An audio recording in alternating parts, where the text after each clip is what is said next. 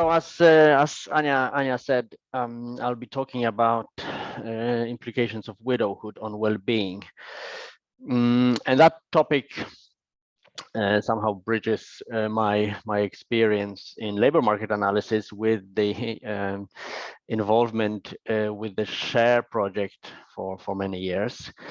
And also brings in a number of co-authors, which I had a great pleasure to work with. Monika Oczkowska from CenEA, Maja Adena from Visit Berlin, and Daniel Hamermesh from University of Texas, Austin, and ITSA. And we've worked on these topics for a number of years. Actually, with Daniel, we haven't actually met because of the pandemic.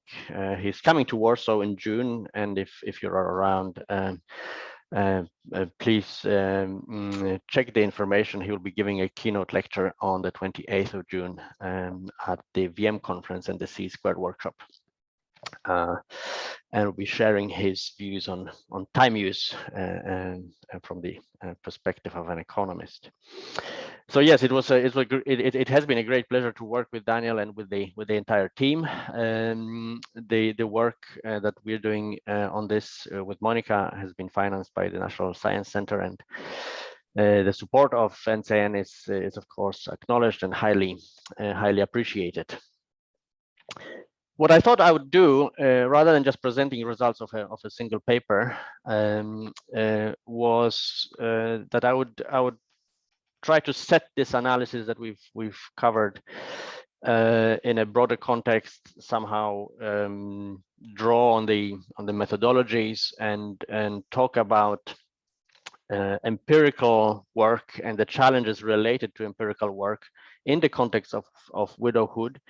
But I think these challenges are common to many issues in applied micro analysis. So I hope it will be also, it might give you some ideas, and maybe some conceptual issues will be addressed that you can then apply more directly in your own work.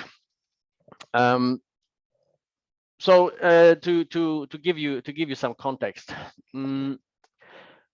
widowhood is an important phenomenon in people's life, and being widowed is very common.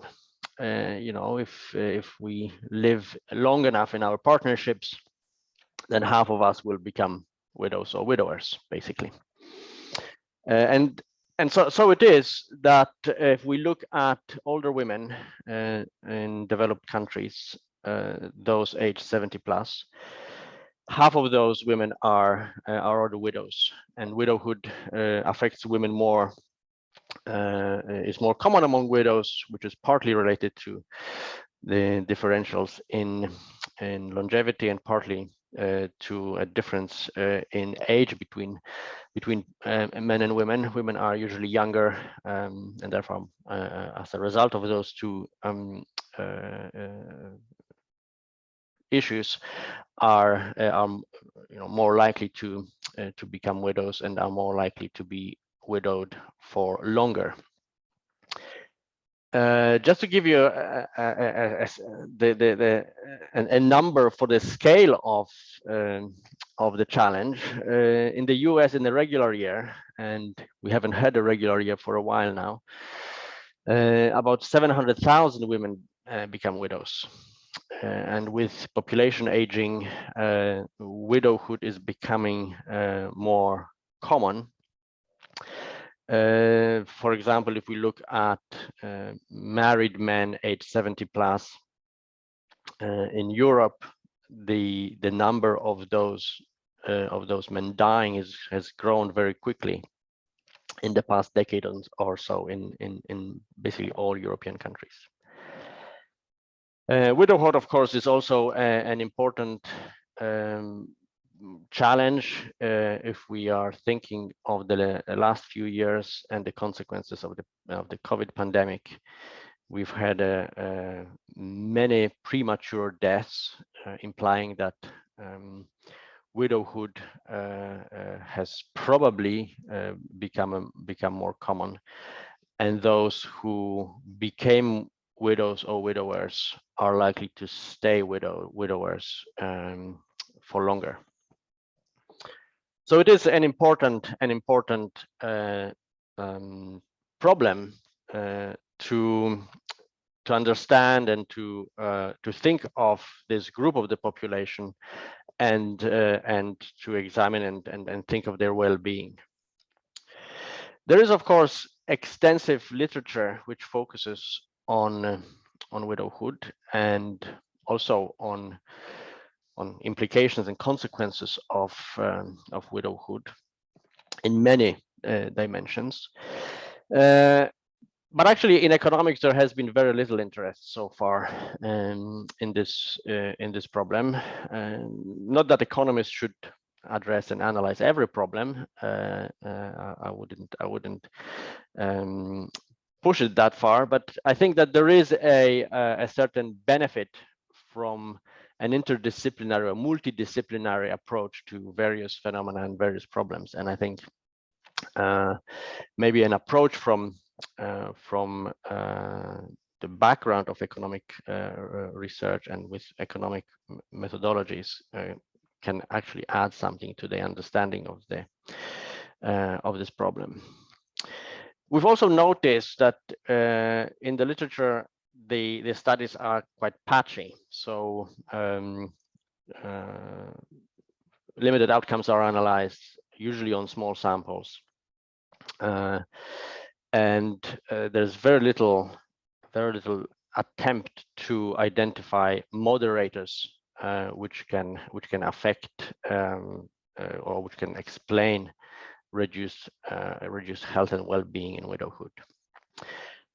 On top of that, there basically are no studies which would put together implications of widowhood with time use. And Daniel's experience in analyzing time use somehow merged with our knowledge of share and our knowledge of the microdata in Europe, and we decided to work on this together to combine the analysis of implications of widowhood with time use. Now, my presentation will draw on two working papers. They are both they've all been published as ISA working papers online. And if you're interested in the details, you're very welcome to go through the details in these papers. I will try to be, I'm not going to go into the details of the methodologies and specific equations and so on. I'll try to more generally focus on what we did and then discuss the results. The outline is very simple. I said I would talk about challenges and results, and I will start with talking about challenges, then show you some results, and then come back to the challenges because we don't address all the challenges in the papers that I've just mentioned. So, of course, this is a analysis of well-being in widowhood is largely an empirical problem, and so the challenges are those more generally of work in applied methods. But to understand the challenges, I think it's important to think a little bit more generally about what we really want to do in this specific case. So, of course, what we are interested in is the causal effect on well-being of becoming a widow or a widower.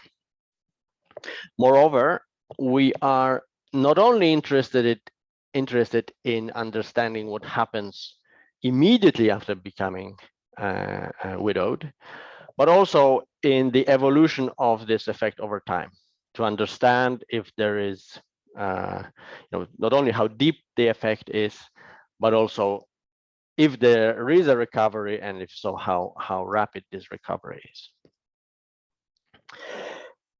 From a data perspective, this is the population of widows or widowers is a very selective population. So widows are, of course, usually older, and very often they belong to the group of which is often called the oldest old, so people aged 80 or 85 plus.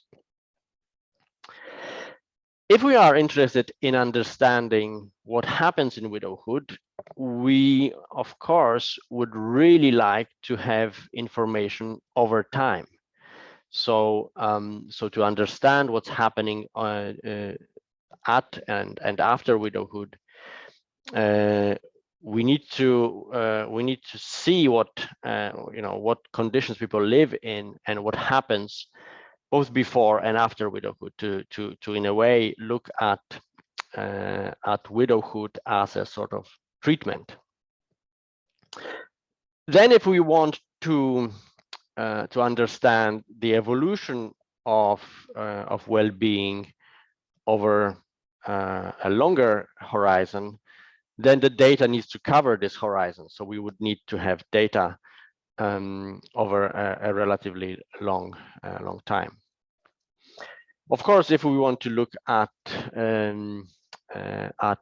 well-being measures, then we need to have these measures in our data, and that seems relatively easy. But when you in the end put data together and look at data over a long period of time, then that seems that at some point may also become a challenge and a problem, because we need these measures of well-being collected in a consistent manner, and also before and after. And then, of course, if we want to understand the reasons behind the evolution of well-being, then on top of these well-being measures, we also need to have a lot of information on possible moderators which can affect the changes in well-being. So there is an important challenge from the perspective of the data that we need to have for the analysis. Now, if we're thinking of widowhood as a sort of treatment, then we could the immediate thought is that basically widowhood is an exogenous event. Your partner dies. But it turns out that if we are thinking from the perspective of the analysis of well-being, this is not so obvious, because certain people of certain characteristics are partnered with people of similar characteristics, and as we know, various traits make us more or less likely to live longer or shorter lives.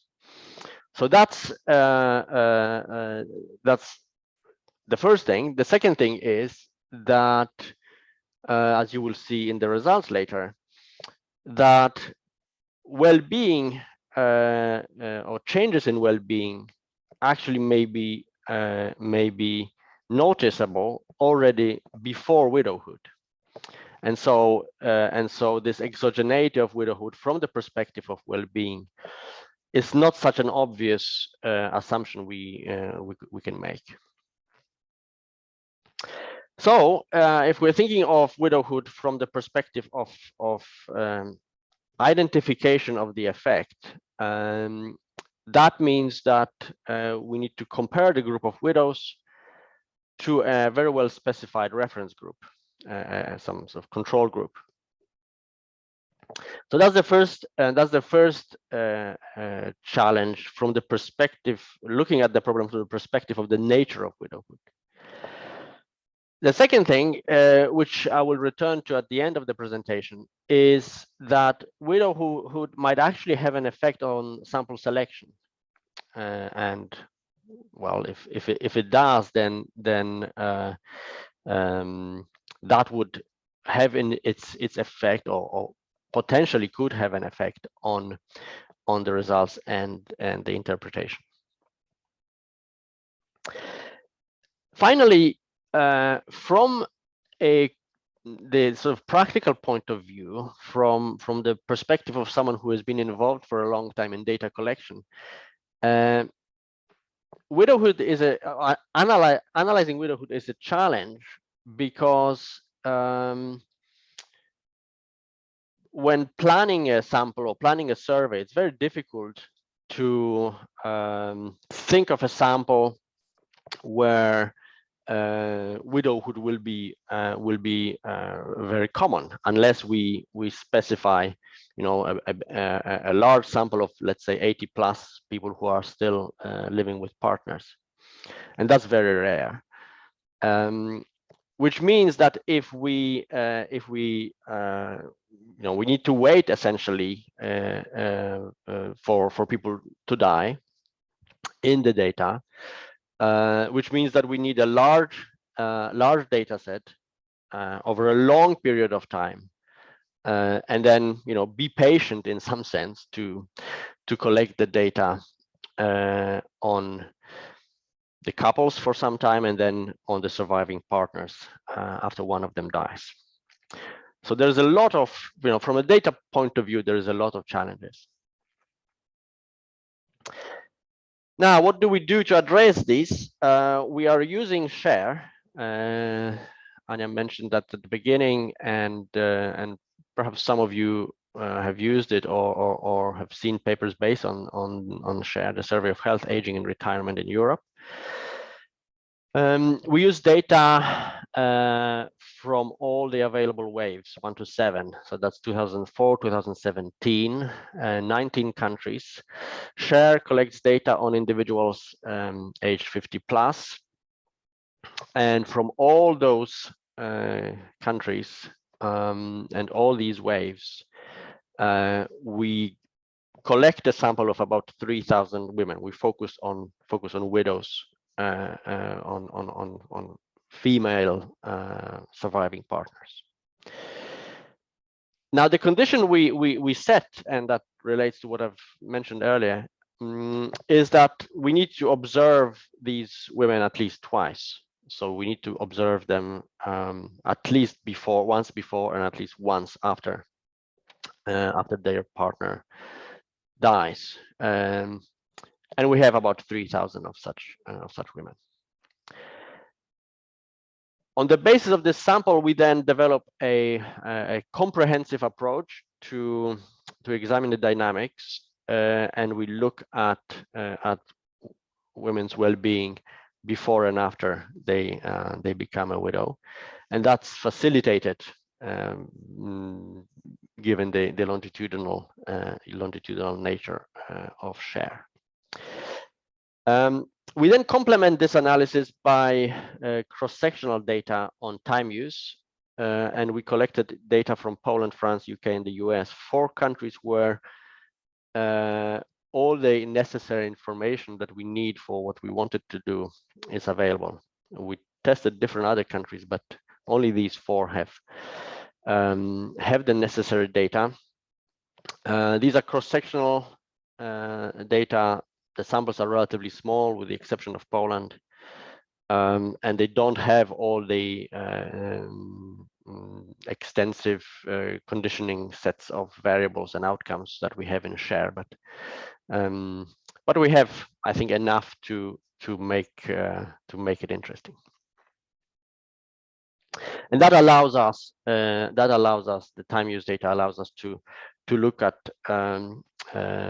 the implications of differences in time allocation, which is something unique, I guess, in the literature. Okay, so what's special about Share? The data is focused on people age 50 plus. It's longitudinal, so we observe people over a long period of time. The samples are relatively large, and there is some specific information which is important from our perspective. In particular, Share collects the so-called end-of-life interviews, and these are interviews usually with a surviving spouse, sometimes with another family member or a friend or a neighbor. And these interviews include some information about the death of someone who participated in the survey earlier, including the circumstances of their death, and that allows us to differentiate between people who die suddenly and those who die following a longer illness, which turns out to be actually quite important. There are very many well-being outcomes in Share, and most of them have been collected consistently over time.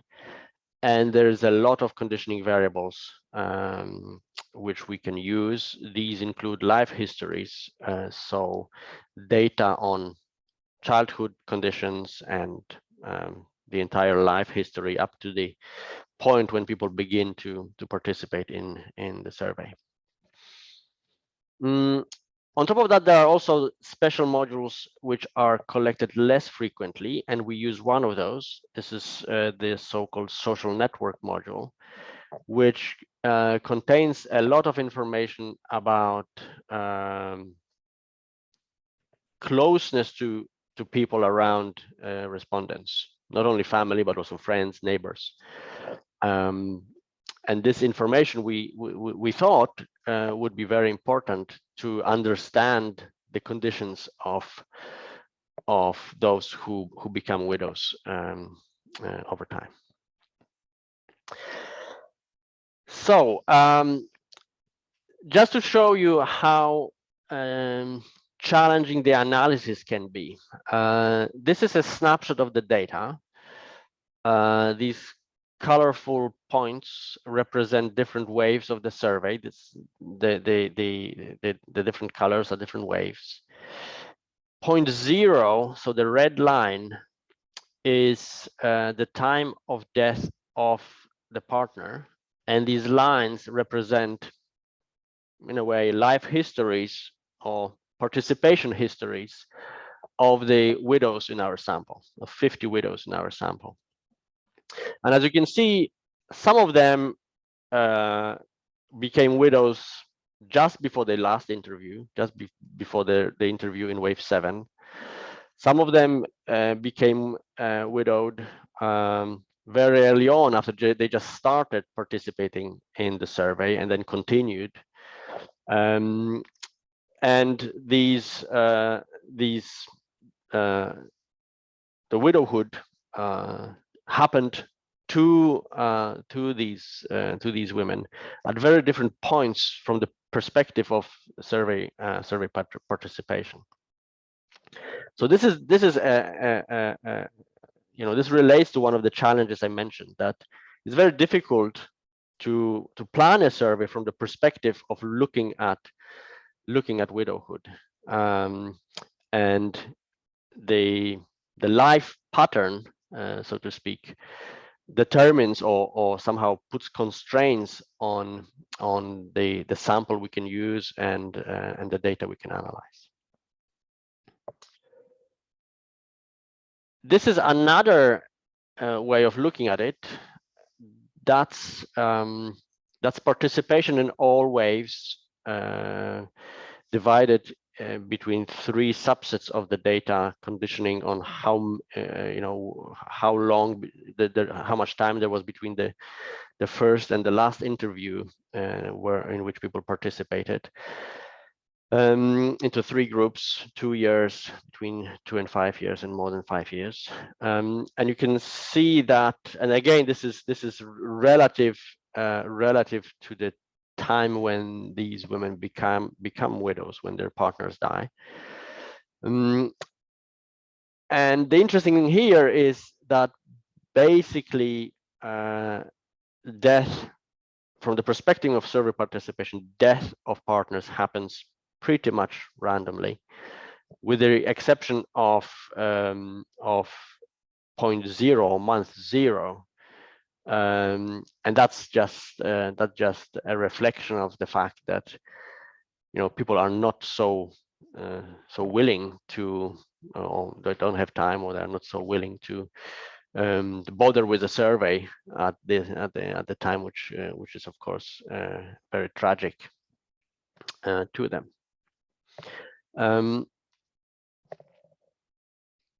I'm not going to spend too much time on this table because it's there's a lot of information there, but that's just a table showing the data across the 19 countries and across two samples, dividing them also into subsamples of widows who became, or women who became widows as a result of sudden death of their partner and non-sudden death of the partner. We will be looking at a slightly different sample when we look at life satisfaction, and a slightly different sample when we look at mental health. This is related to the design of the survey. The bottom line basically tells you how large a sample we can compile from all these countries and all these waves for our analysis. We have about 3,000 widows for the life satisfaction analysis, and about 2,000 widows for the analysis of mental health, evolution of mental health. And you can see that, you know, depending on the original samples, depending on the number of waves that the country was involved in, the country samples differ. We account for that, and we do the analysis within country, but then combine everything together. So how do we analyze the data? As I said, we want to create a control sample of women, of older women, who are very similar to those who become widows but do not become widows. So we're creating a control sample based on propensity score matching, and we use a really extensive set of observables, both on the women and their partners, and we use information which is fixed over time and varying over time. We match the women first within each country, given that there are some country-specific differences and conditions, etc. And within these countries, we then use propensity score matching to match widows, women on the probability of becoming a widow, those who actually did become widows and those who didn't. For those who didn't, of course, we need to find the time zero, so somehow imputed time of death of the partner who didn't die, and we use the information from the couple that has been matched to this control couple, and impute the time of death on the basis of that. And then these two samples are put together, and we look at the evolution of different well-being outcomes among this these two samples relative to either actual or imputed time of widowhood, and we use non-parametric methods to allow for basically a flexible pattern of this evolution. So that's the first part of results, which I will start with in a minute. The second also uses share and uses also the longitudinal dimension of the data, but looks at the role of social networks. So social networks, as I mentioned, is this special module that was collected on several occasions in a share, in wave 4 in particular. And there was a special module which asked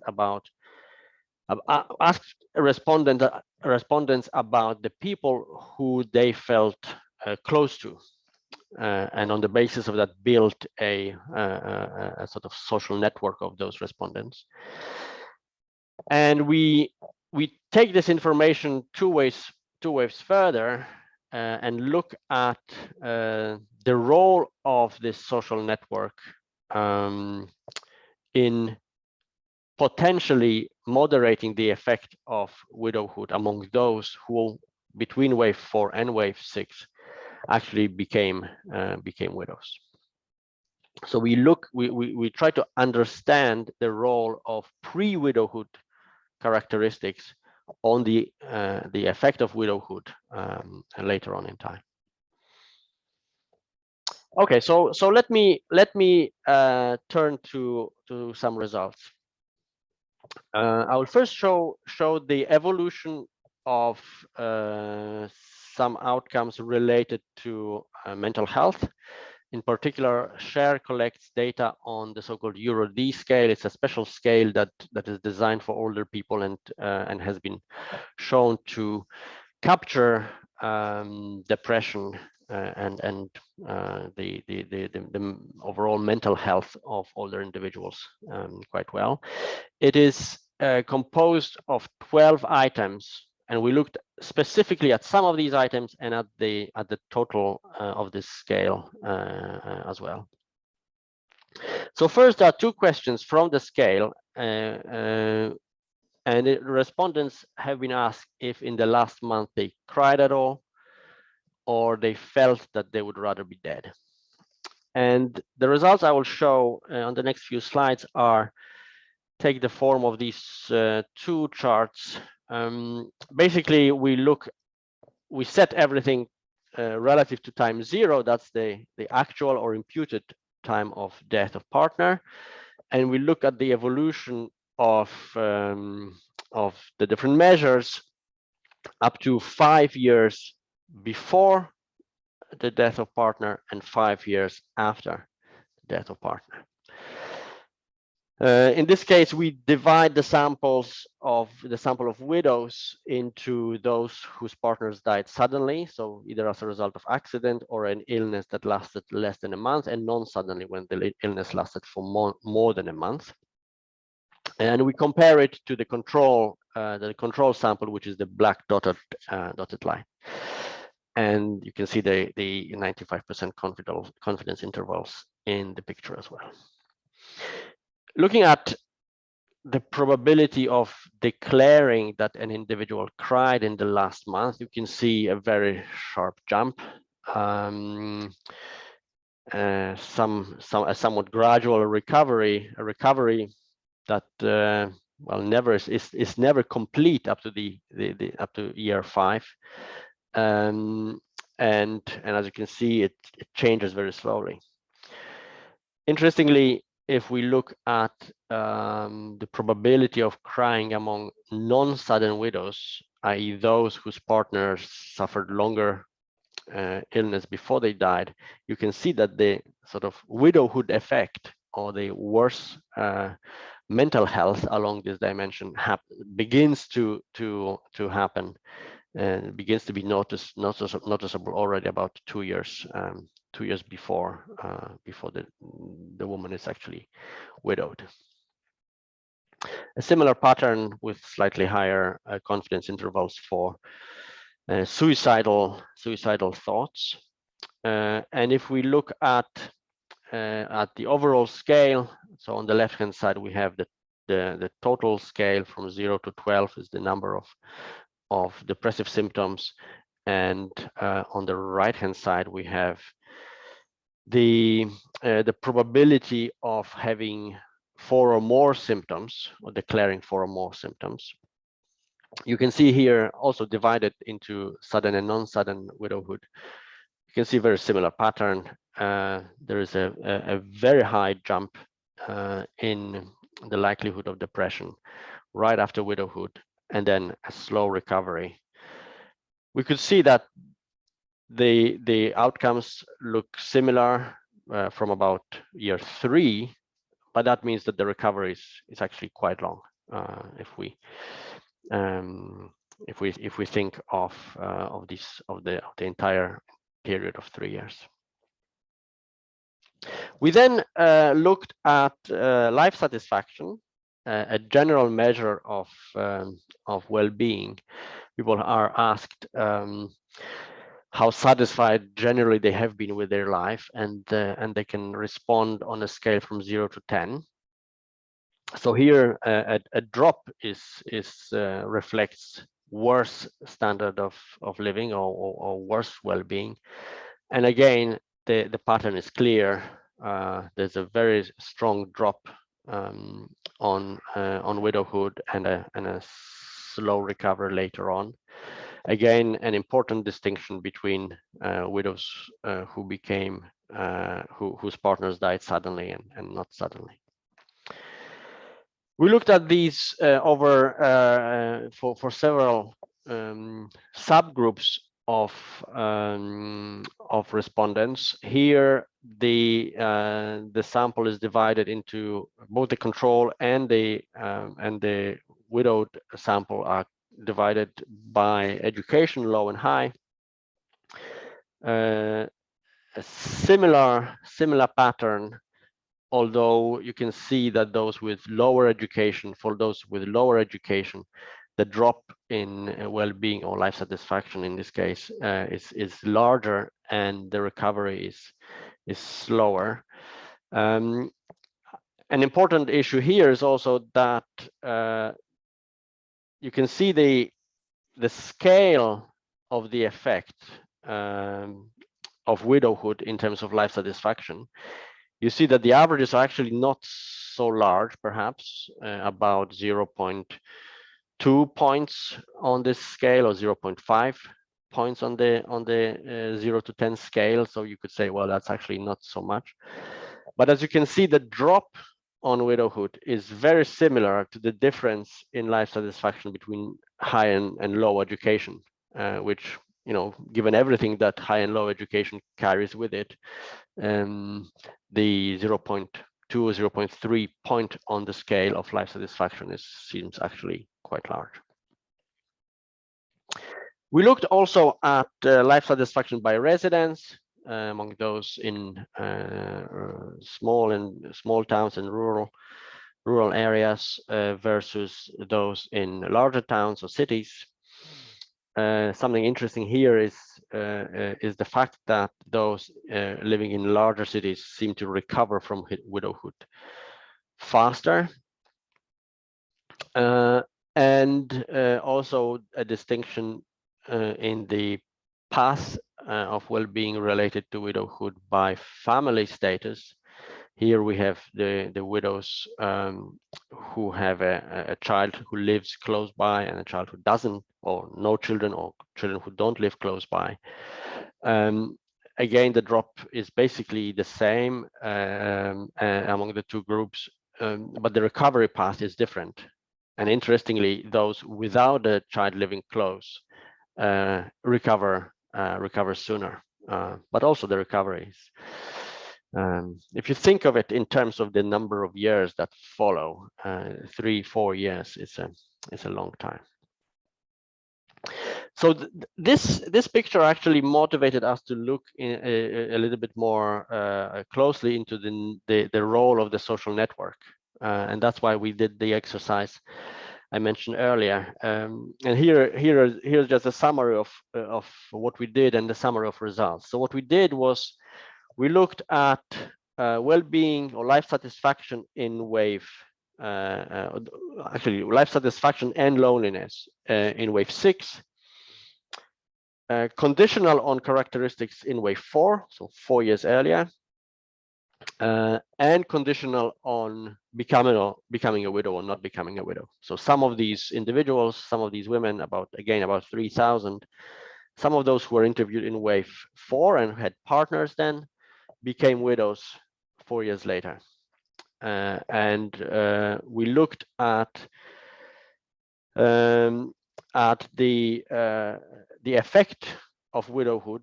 So we basically put a widowhood dummy in the regressions on life satisfaction and loneliness, and then extended these regressions by adding more controls. So first added basic demographics, then some basic family variables, and then finally in specification form an extended set of controls for the social network from wave 4, because we thought that social network is likely to play a role in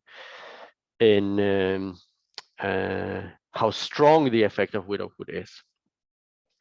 So this is the result or summary of results on 2 dimensions: life satisfaction. Widowhood is the negative effect, and loneliness. Widowhood increases the probability. For these 4 specifications, the black dot is the baseline, where we just have widowhood and country dummies. The orange dot is extended by demographics, the blue dot by family composition, and the red dot by social network. And you can see that widowhood reduces life satisfaction by 0.1 points. Oh, sorry, by 10%. This is probability of being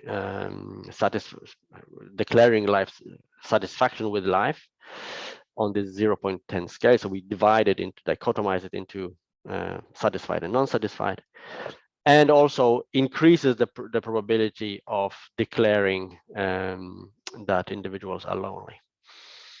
So that's not surprising. The surprising thing here is that when we extend the regressions by adding more controls, including controls for the social network from wave 4, so we add information on whether people had, friends, neighbors who were close to them, and family, etc.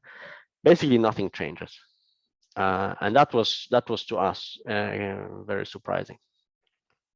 So widowhood is, affects people across these groups that we just that I just discussed, and is equally strong regardless of your family composition and social network composition.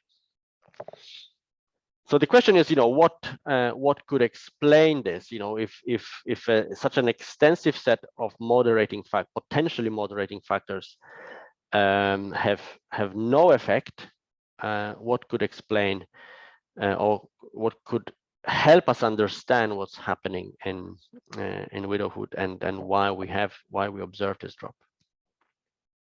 So for that purpose, we use the time use surveys for 4 countries: Poland, US, UK, and France. And it is only for those 4 countries where we could find time surveys which also had life satisfaction measures and some other demographics which seemed very relevant, like income or household composition, etc. And again, we have 4 specifications just controlling for widowhood and demographics. And then in specification 3, we add controls for how widows spend their time, and we see in the data that widows spend time differently. And then we finally add information on who they spend their time with. So, again, we have these four specifications and a summary of results in this format. So we have the black baseline, the orange specification 1, blue specification 3, and red specification 4. Specification 4 is the specification where we control for who the widows spend their time with, and naturally we observe that widows are much more likely to spend a lot of time alone. And as you can see, that is a very strong correlate with widowhood, and basically explains away, in some sense, the variation in life satisfaction between widows and non-widows. So to summarize the results, we conducted a detailed and rather comprehensive analysis of changes in well-being before and after widowhood, primarily using shared data, and we find that widowhood causes a significant drop in mental health and in well-being. And we observe these drops, these changes across many subgroups of women who become widows. Recovery from this drop in well-being is slow, and is particularly slow among women who live in rural areas and those with low education. What's important is that family composition and the social network, as observed before women became widows, makes very little difference to the implications of widowhood later on. And we argue and show that that time use surveys and understanding how women spend time and who they spend the time with provide a key explanation. We find that widows, as compared to women who are not yet widows, who are still partnered, spend much more time alone, and this time alone seems to be the main driver of the difference in their well-being. Right, so I promised you that I would start with challenges, and then I'll talk about results, and then I'll come back to further challenges. So that's the third part of the presentation, and it's not going to be too long. So I think that the research highlights important conceptual issues in trying to understand what widowhood effects are, and basically raises a question on of when the widowhood effect really begins. That's important because that then implies that we should be very careful in choosing the control group, the comparison group, in the analysis of well-being in widowhood. If we are comparing widows to women who will soon be widows, we will find very little difference in their well-being, but that's because they are already on the slope where their well-being is deteriorating before the death of their partner. There are important data issues and challenges. We need large longitudinal studies with consistent measures of well-being and very detailed sociodemographic information on the widow and the deceased partner. And of course, as we show, having time data added on, to such service and to such data would be extremely useful. But we realize that, of course, collecting all this information and details on time use is a major challenge. There are, of course, questions of data consistency over time and panel attrition.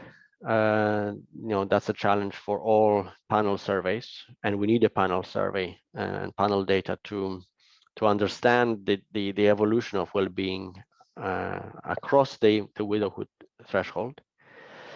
And when we're talking about panel attrition, of course, the question is, what is the effect of widowhood on survey participation? And it might be a challenge, and I'll show you some results in a minute.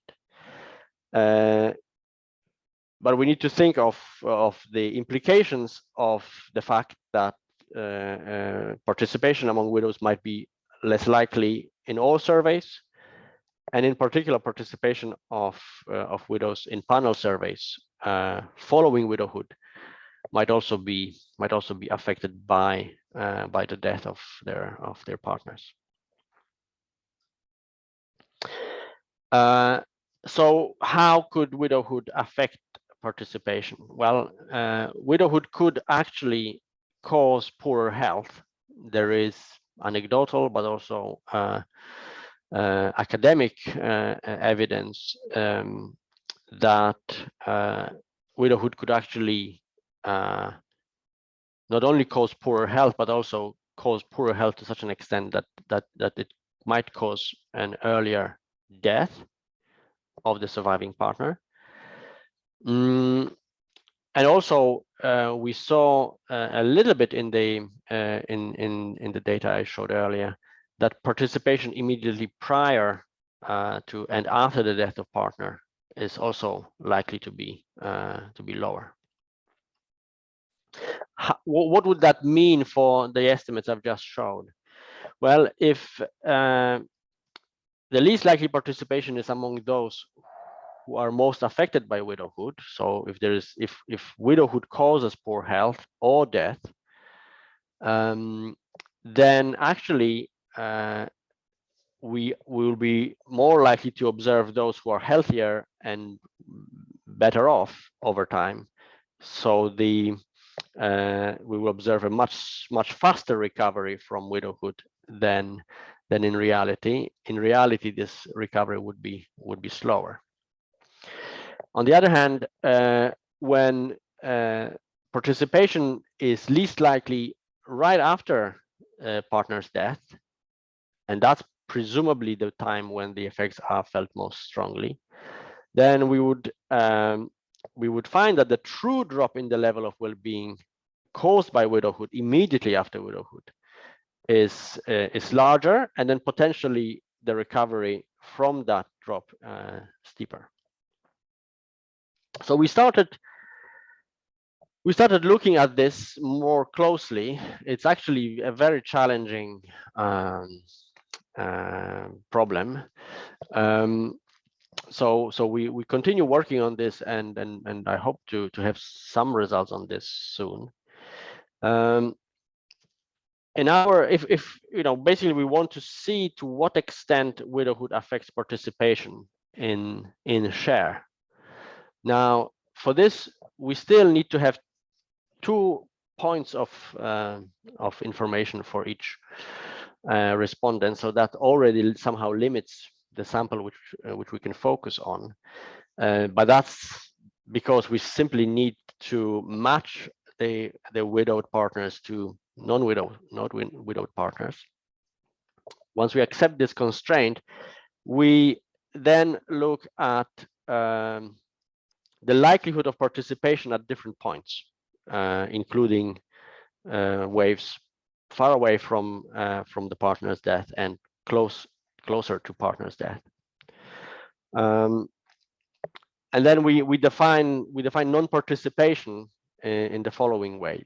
Those who are not participating or refusing to participate are those who already participated in the survey and had a partner, and those whose country participated in a given wave. We need them actually to declare that they don't want to participate. And we also need the wave to have already happened, so to speak. And that brings me back to this picture again.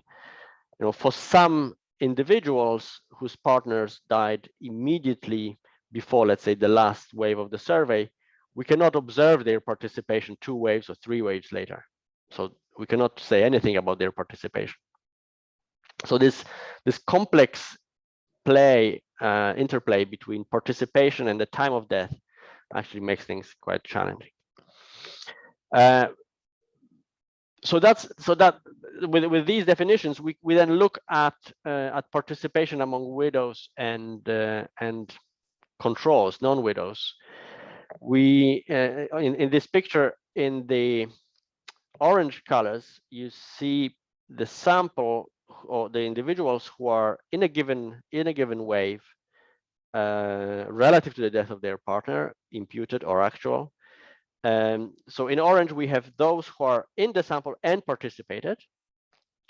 In blue, there are these who are in the sample and not participated or refused to participate. And you can see that in waves up to from -6 up to -3, the proportion of participating and non-participating individuals is very similar, and it starts to deviate in wave -2 relative to the death of partner, -1 relative to the death of partner, and +1 relative to the death of partner. When we regress this and put the 2 data sets together, we have a picture like this, which seems to suggest, this is all still very preliminary, but it seems to suggest that what's causing non-participation with respect to widowhood is not so much the fact that women in widowhood are feeling worse off, or their health is affected negatively by widowhood, or to the extent that their death is affected by widowhood later on. But actually, the key limiting the key limiting factor which affects sample participation is the situation of these women before they become widows and right after they become widows.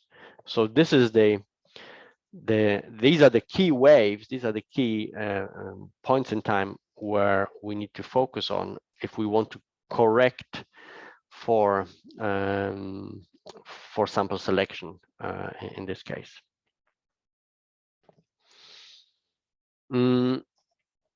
So the key challenge for identifying implications of widowhood is participation in the waves at the time which is close to the death of the partner, and surprisingly, somehow, widowhood does not seem to have a significant implication for panel attrition later on over a longer horizon. What we would like to do with the data and with this ongoing work is to estimate some bounds on well-being where we can somehow correct for non-participation, because as I said earlier, this pattern of non-participation suggests that the drop in well-being is likely to be even higher than what we get in our results. And it would be very interesting, of course, to analyze survey data, especially such rich survey data share in combination with administrative data, where we could have some information on when partner dies, or when the respondent who is a surviving partner dies relative to the death of their partner earlier.